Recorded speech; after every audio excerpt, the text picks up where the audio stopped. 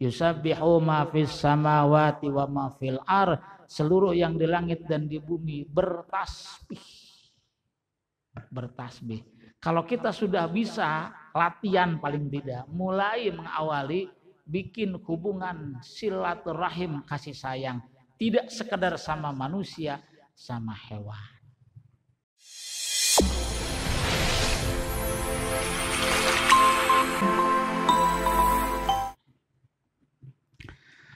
Assalamualaikum warahmatullahi wabarakatuh.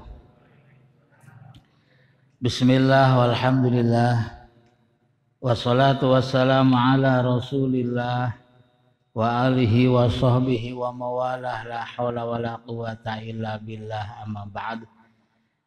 Bapak-bapak hadirin jamaah Masjid Nurul Hidayah yang saya hormati, wabil khusus Ketua DKM dan seluruh kepengurusannya, juga Al-Mukarram Al-Ustadz Dayat, Bapak RT, semuanya yang sama-sama mudah-mudahan ditambahkan ilmu yang bermanfaat, sehat walafiat untuk taat, tetap iman Islam, kelak matinya husnul khatimah.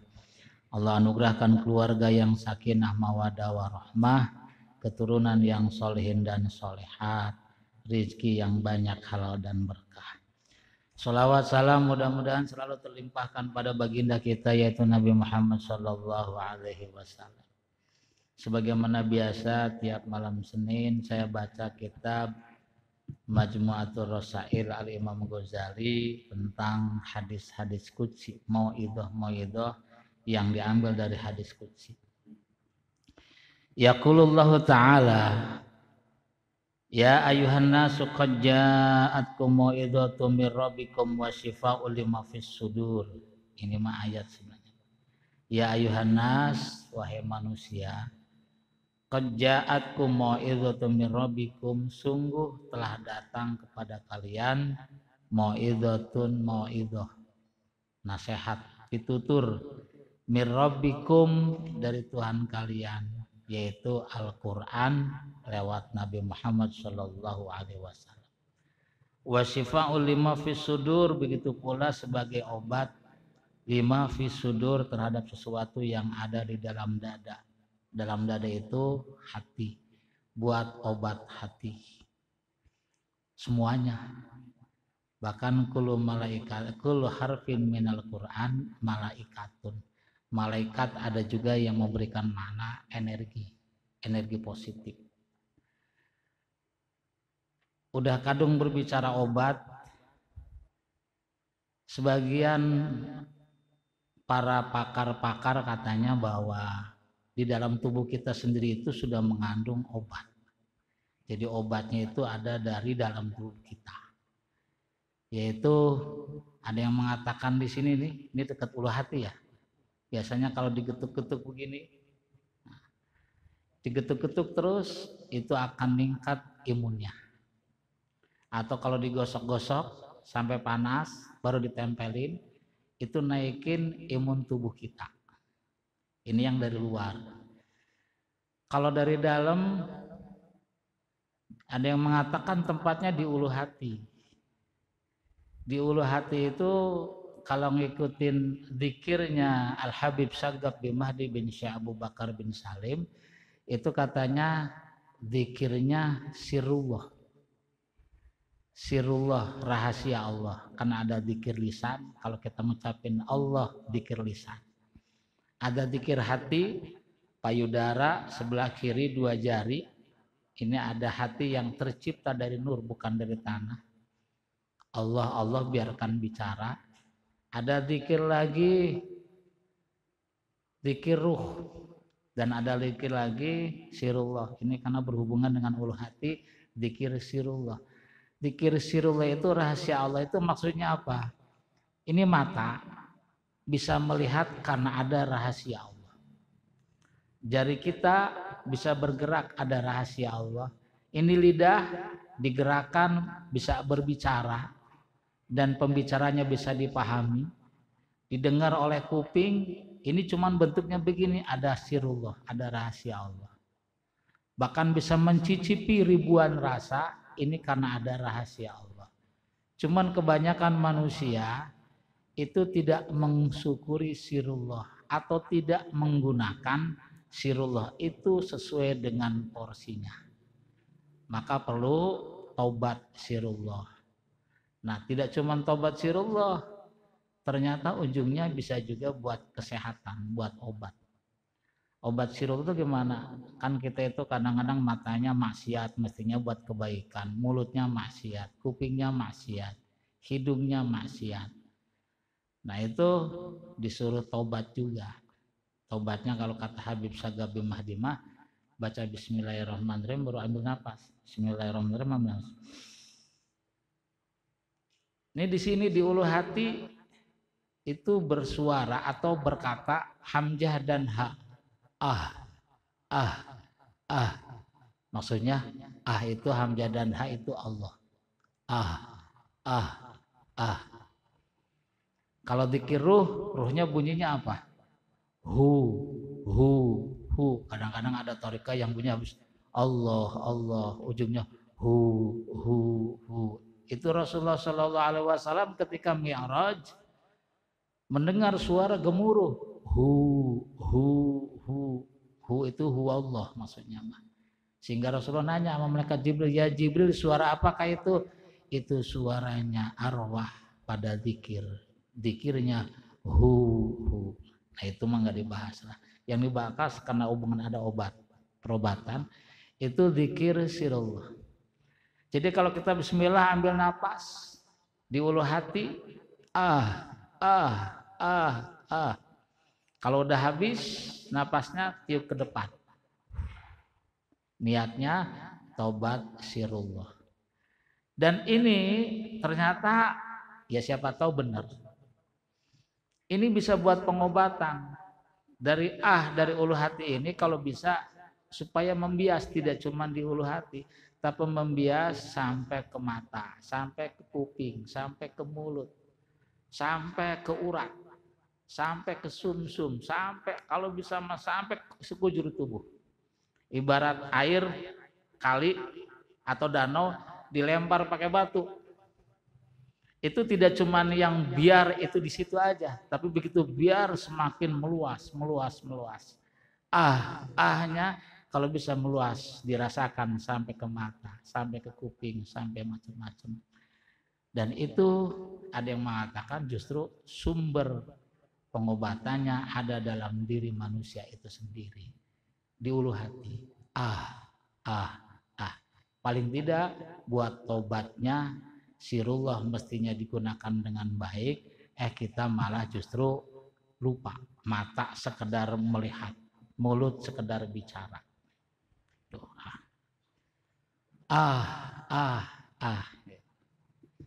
Terus dan seterusnya.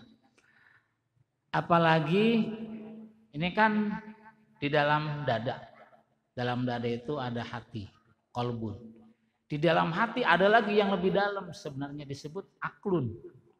Akal itu bukan otak. Kalau otak di sini. Kalau otak itu kucing punya otak, kambing punya otak. Tapi aklun nurun fil qalbi, cahaya di dalam hati. Apalagi kalau kita sudah bisa berpikir, akalnya berpikir bahwa kita tidak ada. Itu buat penyembuhan juga. Kita tidak ada.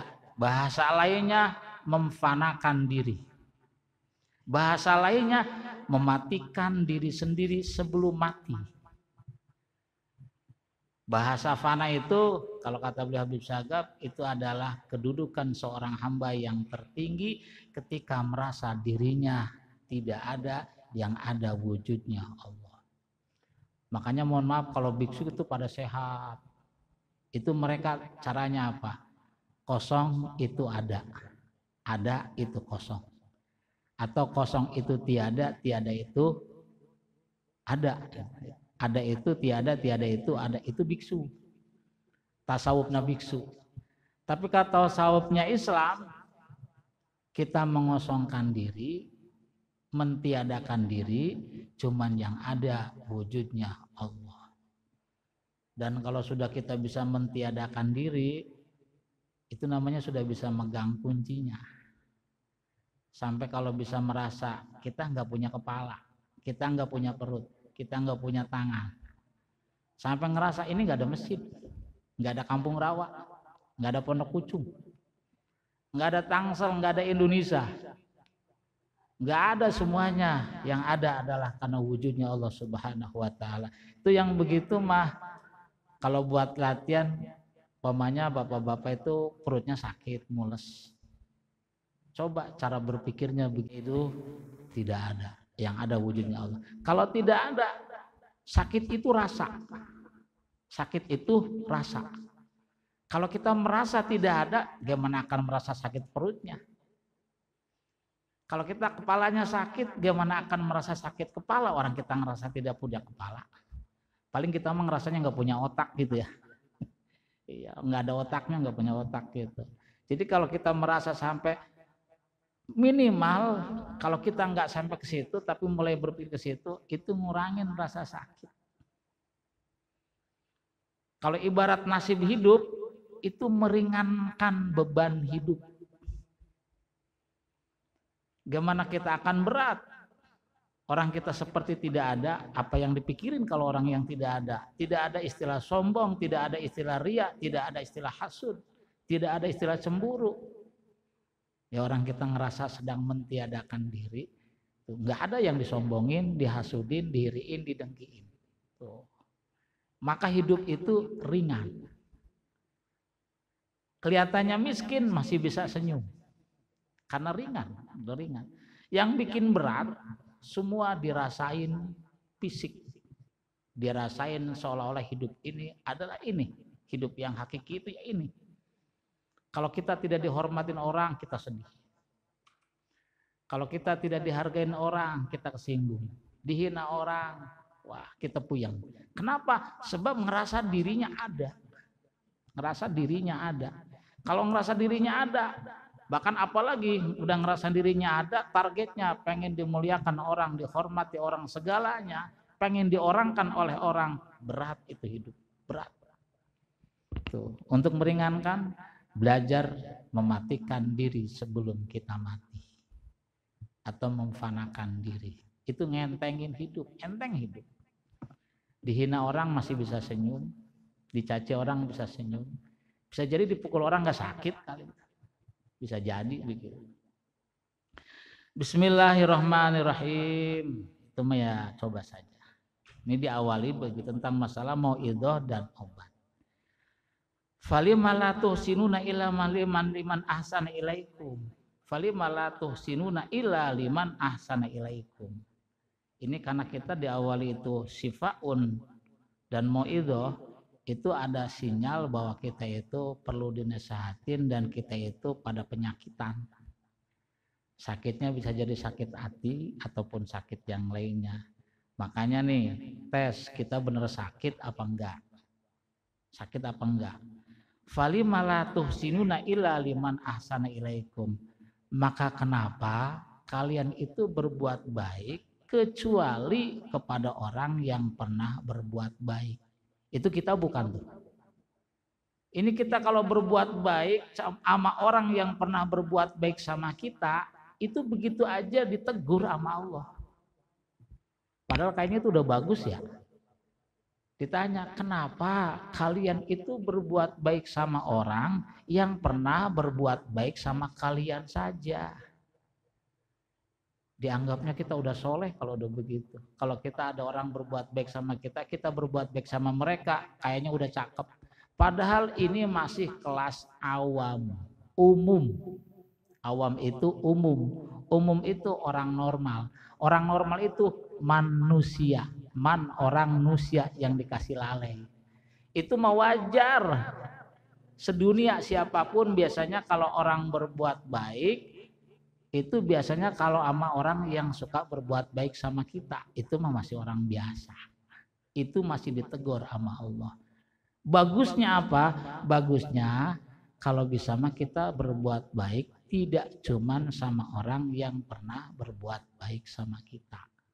Itu baru di atas rata-rata, di atas awam, di atas umum, di atas normal.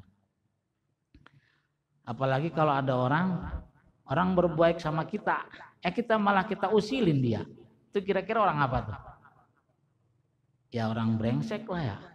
Dia berbuat baik sama kita, malah kita mah jahat sama dia. Kalau kita berbuat baik sama dia karena dia pernah berbuat sama kita, itu mah orang biasa. Orang biasa, orang awam. Dan kita orang awam, masih orang umum. Jangan ngaku soleh, masih jauh. Wala tasiluna illa man wasolakum. Dan kenapa kamu itu tidak silaturahim kecuali sama orang yang silaturahim sama kalian. Kamu itu nyambung kecuali sama orang yang nyambung. Contoh, gara-gara RT Dinar main ke rumah saya gantian main ke rumah dia. Itu mah umum. Itu mah orang biasa. Itu mah namanya balas-balasan ya. Ya karena dia datang ke kita, ya kita datang ke dia. Dia nyambung ke kita, ya kita nyambung ke dia. Itu umum. Belum kelas mukminin, apalagi muttaqin, apalagi muqarrabin, muhibbin dan lain sebagainya. Itu masih orang awam. Masih orang awam. Orang beriman mah mestinya silaturahim itu, nyambung itu sama orang yang pernah memutuskan kita, sama orang yang membenci kita. Kita sambung silaturahim. Tuh, kita sambung silaturahim. Bahkan Nabi kita Muhammad Shallallahu Alaihi Wasallam itu silaturahimnya, silaturahmi apa silaturahim? Ayo yang benar mana? Dua-duanya saya anggap benar dah. Yang satu sudah jadi bahasa Indonesia, yang satu aslinya bahasa Arab. Kalau bahasa Arabnya man ahaba ayub sato fi rizqihi wa ayun safi asarihi fal yasil rahimah, silaturahim. Nyambung kasih sayang. Nyambung kasih sayang yang paling dekat, yang ada hubungan rohmi, yang ada hubungan rahim. Tuh rahimnya udah di bahasa Indonesia, padahal bahasa Arabnya rohmi. Tuh, yang ada hubungan dengan rahim. Itu mah di mana-mana kalau ada hubungan serahim itu biasanya kasih sayangnya lebih tinggi. Tapi Nabi kita Muhammad Shallallahu Alaihi Wasallam itu nyambungnya tidak sekedar dengan manusia. Siapa tahu bisa ditiru. Karena Nabi Muhammad mah rahmatan lil alamin. Sampai-sampai nyambung hubungannya pernah sama kijang. Kijang suatu saat ketangkep diikat di pohon oleh pemburu, Rasulullah lewat. Begitu lewat si izin Allah itu kijang bisa bicara. Bisa bicara dan menangis. Ya Rasulullah, tolong lepaskan tali di ikatan leherku. Gitu. Apa kata Rasulullah? Wahai kijang, gak bisa. Kamu sudah jadi haknya orang yang menangkap kamu sebagai buruan. Tuh, jadi lebih penting manusia dengan manusia. Akhirnya kijang nangis. Merengek kembali, ya Rasulullah, aku baru saja melahirkan 4 anak. Kalau engkau tidak melepaskan tali ikatan di leherku, lalu siapa yang menyusui anak-anakku itu? Tolong ya Rasulullah, lepaskan aku. Aku berjanji setelah memberikan susu kepada anak-anakku, aku akan kembali. Silahkan ikat lagi leherku dan diikat ke pohon. Rasulullah kasihan, silaturahim, menyambung kasih sayang. Akhirnya dipeganglah kesepakatan dengan kijang, dilepas. Itu kijang lari, yang tadinya gemuk kayak saya, begitu pulang habis nyusuin kurus kayak siapa ya? Nggak ada yang kurus ini Mbak ya. Langsung datang lagi setelah nyusuin anaknya 4, ya Rasulullah, aku baru saja menyusui anak-anakku, silahkan kau ikat lagi leher. Begitu diikat, mau diikat di pohon, pemburunya datang. Singkatnya itu pemburu malah nawarin, kali engkau pengen ya Rasulullah, silakan buat engkau. Aku sudah terbiasa nangkap ini hewan di sini banyak. Diterima oleh Rasulullah, dituntun di balik bukit. Oleh Rasulullah dilepas. Wahai kijang, aku lepaskan engkau, besarkan anak-anakmu dengan penuh kasih sayang. Nabi Muhammad mah sampai buat hubungan silaturahimnya, nyambung kasih sayangnya itu sampai hama kijang, karena rahmatan lil alamin. Bahkan pernah nih mimbar yang terbuat dari kayu korma sudah rapuh. Sama seorang sahabat ditawarkan, ya Rasulullah, gimana kalau mimbarnya saya ganti dengan kayu yang baru, yang kuat? Rasulullah menyetujui. Begitu mimbarnya sudah jadi, ketika mau diganti, si izin Allah itu mimbar berbicara. Dan sahabat pun mendengar, ya Rasulullah, jangan kau ganti aku sebagai mimbar khutbah untuk khutbah. Gak bisa. Peranmu akan diganti dengan mimbar yang baru karena kamu sudah rapuh. Dia nangis lagi itu mimbar, ya Rasulullah, tolong jangan digantikan aku sebagai mimbar untuk khutbahmu. Akhirnya Rasulullah penuh dengan kasih sayang, begini saja mimbar, gimana kalau saya tanam lagi sehingga kamu hidup, kelak akan dimakan buah-buahannya oleh orang-orang yang beriman, atau kelak kamu menjadi pohon di surga yang buah-buahnya akan dimakan oleh penghuni surga. Baru itu mimbar senang. Dia pilih, saya lebih baik menjadi pohon yang telah hidup di surga dan dimakan oleh penghuni surga. Nabi Muhammad sampai bisa silaturahim, menyambung kasih sayang sama mimbar. Seorang perempuan pernah minta doa sama Rasulullah, ya Rasulullah, doakan saya. Didoain sama Rasulullah. Tapi begitu perempuan tuh amin, yang amin suaranya gemuruh. Amin.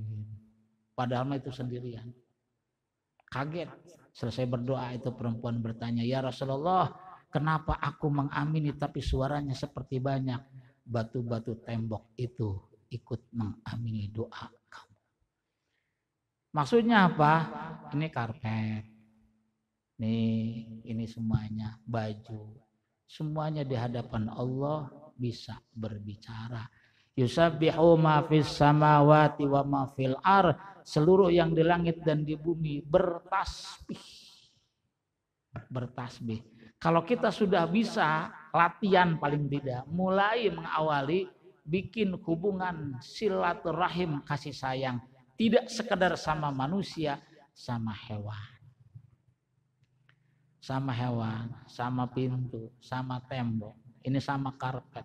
Hargai bahwa ini adalah makhluknya Allah, ciptaannya Allah. Bagaimana dengan saudara yang sekandung, gimana sama istri, gimana akan lebih baik. Benar-benar rahmatan lil alaminnya akan semakin tumbuh dan tumbuh. Tuh. Nah kita mah sampai ditegur sama Allah. Kenapa kalian menyambung hubungan sekedar sama orang yang pernah menyambung sama kalian? Kalau yang enggak. Dia juga belum pernah main ke saya juga ogah ke dia. Itu mah kita awam banget. Terus lagi kalau kata Habib Sagaf nih, ini kan di sini banyak pohon ninjo macam-macam, di pondok banyak pohon ninjo. Itu kalau pas metek pohon atau kerja bakti, menebang apa tuh, nebang bambu macam-macam, jangan kali-kali dalam keadaan sedang junub belum mandi. Iya, kenapa? Tadi yusabbihu ma fis samawati wa ma fil ar, seluruh yang di langit dan di bumi bertasbih. Mereka ridho kalau dipotes, dirapihin, juga yang motesnya bertasbih. Motesnya bertasbih. Motek kampung kalau sambil tasbih, mereka ridho. Saya ridho mati dimakan sama orang yang ahli berzikir, yang nyebut nama Allah. Begitu pula sahabat-sahabat siap meninggal duluan menjaga Nabi Muhammad. Yang penting Allah ridho Rasul. Bismillahirrahmanirrahim. Wala tukallimuna illa man kallamakum. Dan juga kalian tidak berbicara kecuali sama orang yang pernah berbicara sama kalian. Kita nggak mau ngomong. Kadang-kadang ada ya, situ tuh kalau mau turun ke Bintaro, kita permisi, dia mah malah melototin aja. Kadang-kadang kita juga sebagai manusia orang awam nih, kalau ke situ lagi saya juga nggak permisi lagi, habis kita senyum dia mah malah melotot. Iya, itu ternyata kita banget. Kita mau senyum sama orang yang mau senyum. Kita nyapa kalau orangnya yang mau nyapa. Itu kita banget. Berarti kita orang awam, orang umum, orang biasa. Orang luar biasa mah Karena percaya Allah dan hari akhirat, kita senyum. Dia nggak senyum, bodoh. Yang penting Allah senang. Dianya mau senyum silakan, nggak silakan. Kita nyapa, nggak disapa sama dia, urusan dia. Urusan kita mah pengen ngikutin Nabi. Nyapa, assalamualaikum, nggak dijawab, urusan dia. Tuh. Kita mah baik, dia nggak baik sama kita, urusan dia. Urusan kita mah pengen ngikutin Nabi, berbuat baik sama siapapun, rahmatan lil alamin. Gus Dur sebelum meninggal dunia pesen tuh sama anak dan istrinya, suruh apa? Belajar mencintai seluruh ciptaannya Allah. Jangan dipandang sukunya, jangan dipandang kulitnya, jangan dipandang agamanya, sampai begitu. Sampai jangan dipandang agamanya, sukunya, kulitnya, tapi pandangnya mereka adalah makhluk Allah. Tuh. Kalau bisa yang non-Islam biar masuk Islam. Kalau bisa orang yang jahat jadi baik. Kalau bisa orang yang ngomongnya kasar jadi lembut. Kenapa? Itulah Rasulullah. Wa ma arsalnaka illa rahmatan lil alamin. Bukan suka mencaci, memaki, menghujat. Orang salah dicaci, orang salah dihujat. Preman dikutuk. Anak mabuk disumpahin. Dan lain sebagainya. Udah bagusnya mendingan doain seperti Syekh Ma'ruf Al-Qurhi begitu. Habib Salim Asatiri masih hidup enggak ya? Yaman Hadramaut. Suatu saat begitu pas dia masuk ke hotel, di tangga hotel ada orang non-Islam, cewek cowok sedang pelukan kecup-kecupan. Kalau kita gimana tuh? Kalau nggak pengen malah pengen ngebantuin gebugin ya. Iya, wah ternyata apa? Dia pandangannya rahmatan lil alamin. Kasihan. Siapa tahu bapak ibunya mah pengen punya anak yang benar. Dia doain dengan tulus biar dapat hidayah. Doanya mirip dengan doanya Syekh Ma'ruf Al-Qurhi. Ya Allah, bahagiakanlah mereka kelak di akhirat sebagaimana kau bahagiakan mereka saat ini. Kan cium-ciuman seneng ya? Peluk-pelukannya seneng ya? Bahagia banget. Malah didoainnya begitu. Mirip seperti doanya Syekh Ma'ruf Al-Qurhi. Doa yang ikhlas, yang tulus, itu akhirnya sadar itu anak mudi yang kecup-kecupan di tangga hotel, dicari hotelnya, nanya ke tempat ininya apa namanya yang biasa informasi, ketemulah dan begitu ketemu pada nangis sampai pada syahadat, asyhadu alla ilaha illallah wa asyhadu anna muhammadar rasulullah. Dah kita awalilah dari Nurul Hidayah. Generasi yang suka ngedoain bagus, nasehatin bagus. Jangan membuat generasi yang suka mencaci, memaki, menghujat, mengutuk, nyumpahin. Gak perlu. Kampung Rawa tidak itu yang dibutuhkan. Tapi yang dibutuhkan siapapun orang Kampung Rawa doain. Mudah-mudahan dapat hidayah, mudah-mudahan dapat taufik. Yang ngaji apalagi, yang tidak ngaji aja kita doain biar jadi orang baik. Itu yang dibutuhin, bukan yang menghujat.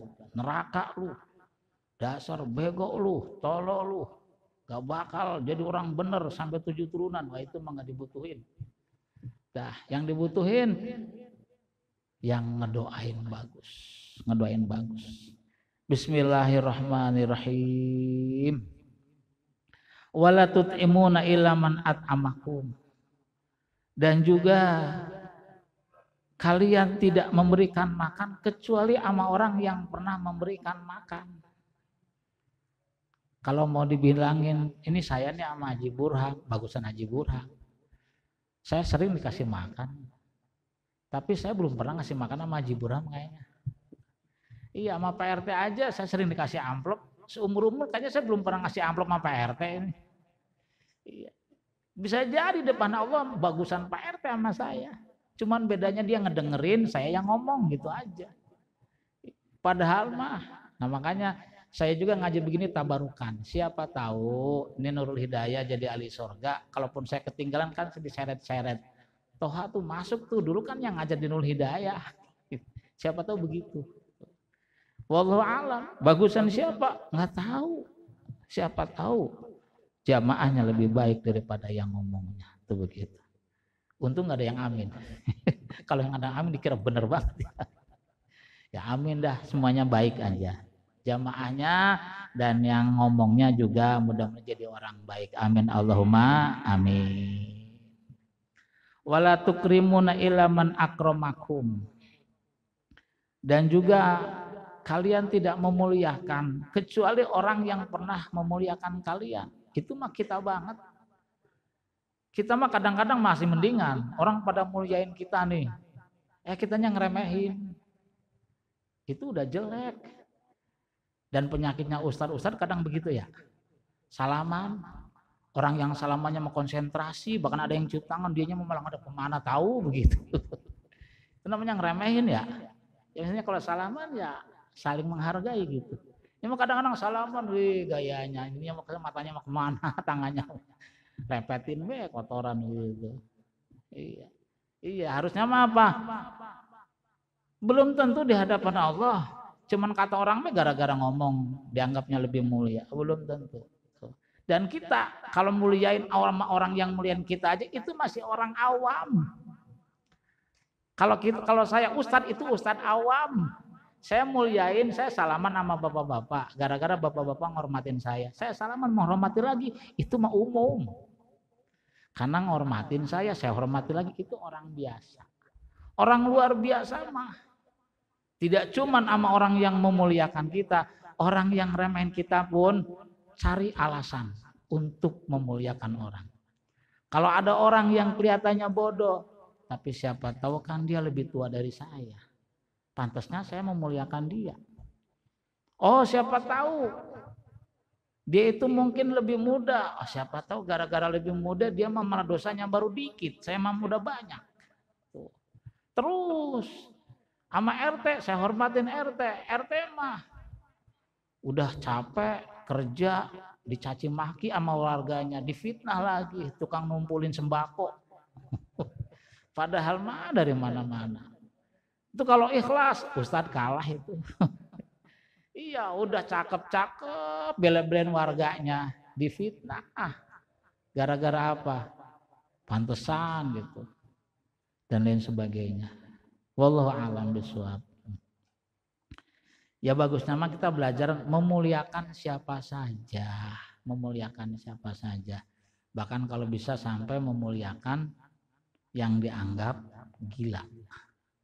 Dalam kitab Naswal Ibad kata sahabat Umar radhiyallahu an, Allah itu menyembunyikan 5 orang di antara manusia. Salah satunya adalah menyembunyikan waliullah kekasih Allah di antara manusia agar manusia tidak meremehkan orang lain. Siapa tahu yang dianggap remeh itu jangan-jangan kekasih Allah.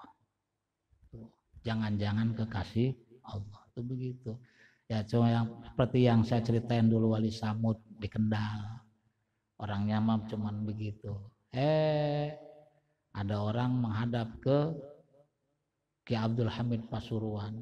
Kata Ki Abdul Hamid, kamu nggak usah jauh-jauh ke sini. Di kampung kamu ada. Tapi semua orang mengira dia gila. Ketahuilah rahmat Allah turun di kampung itu gara-gara dia dan azab Allah ditunda gara-gara dia. Gara-gara yang dianggapnya orang gila. Akhirnya datang ditemuin.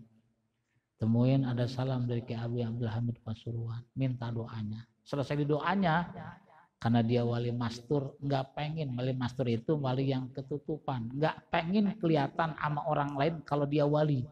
Pengennya dilihat sama orang lain, dia mah orang gila, dia mah remeh. Karena ibadahnya cuman yang diketahui pengen oleh Allah saja, enggak oleh manusia. Akhirnya apa? Begitu selesai marah. Abdul Hamid, kurang ajar kamu. Kiai besar digituin. Wali lagi. Kamu telah membongkar keberadaan saya. Kalau begitu, ya Allah saya tidak kuat lagi hidup di dunia. Dia mah mati nggak takut. Dia doa. Selesai doa mati. Cuman pindah alam begitu aja. Wali ternyata yang dianggap gila. Banyak. Bismillahirrahmanirrahim. Jadi kita nggak boleh ngeremehin. Walaupun udah kenal banget. Saya kan kenal dari kecilnya. Siapa tahu dia dari kecil udah dipilih begitu. Sebenarnya mah kekasih Allah. Kita mah nggak tahu. Sama hewan aja yang nggak punya akalnya, kita bagusnya mah harus menghargai, jangan nyakitin. Apalagi sama manusia, anak manusia.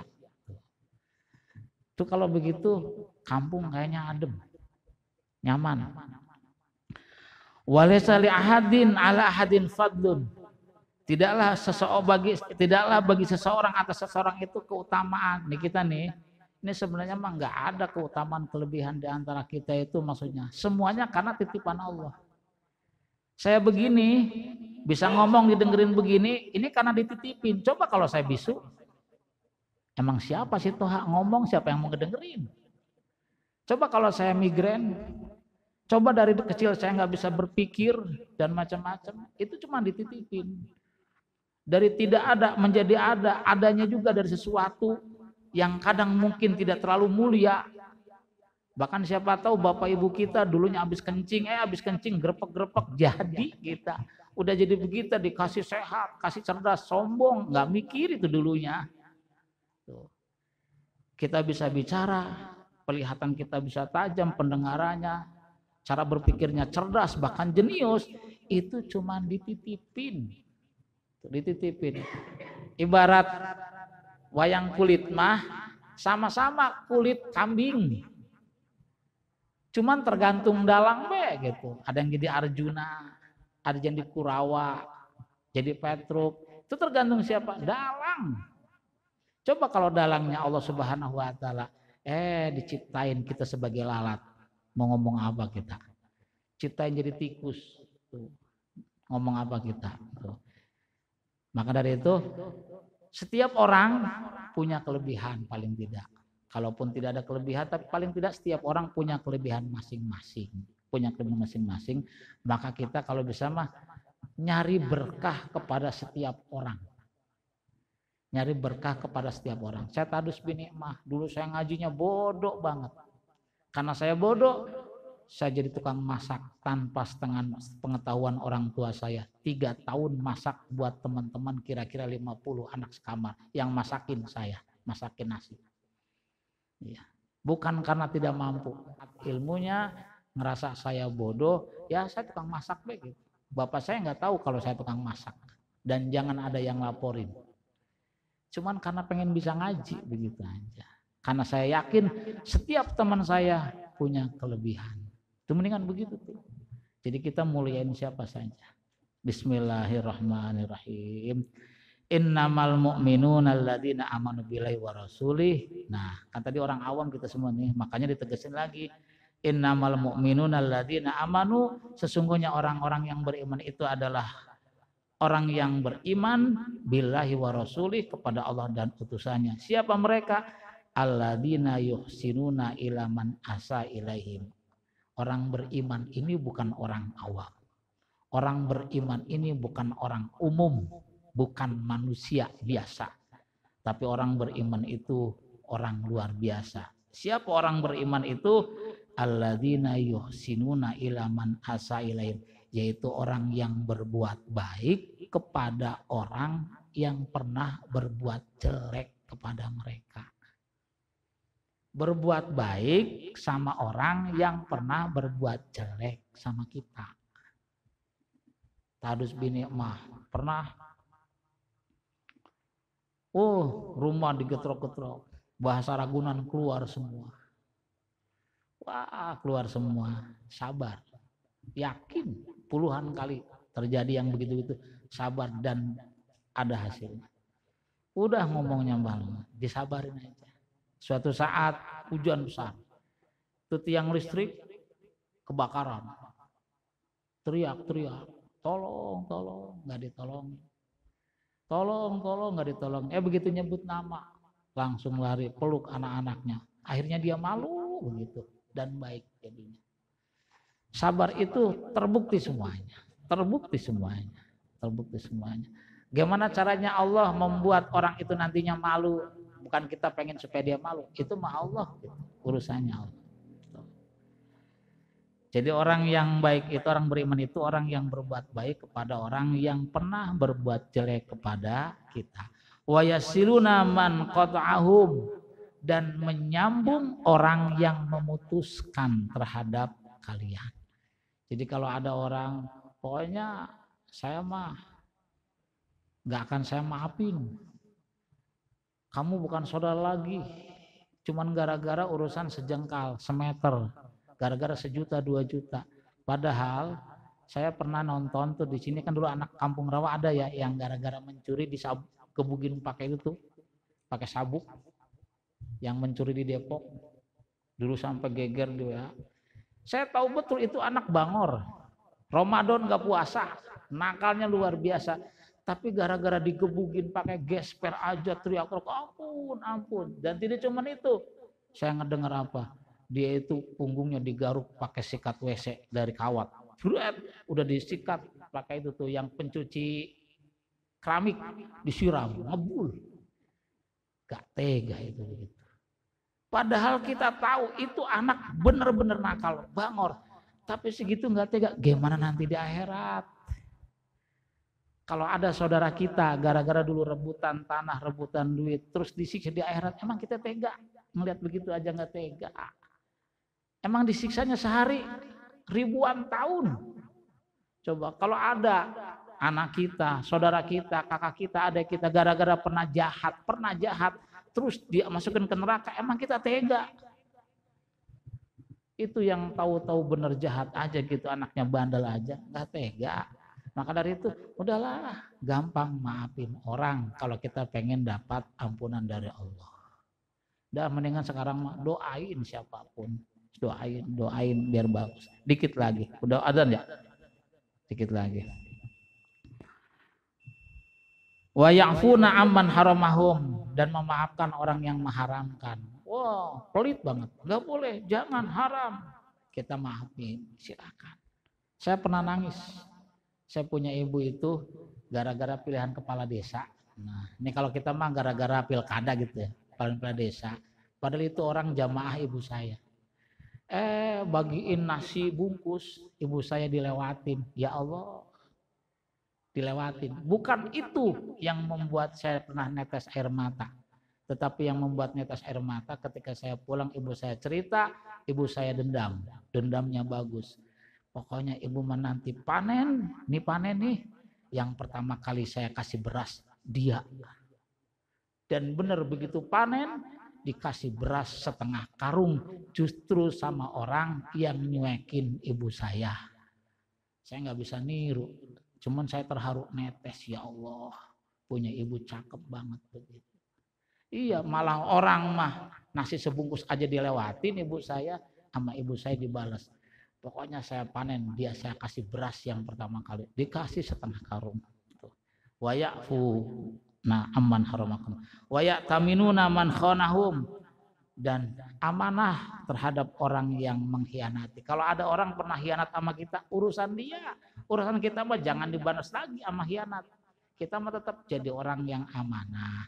Karena kita pengen ngikutin Nabi, percaya Allah dan Rasulnya dan hari akhirat. Karena ada akhir akhirat. Kalau nggak ada hari akhirat mah terserah.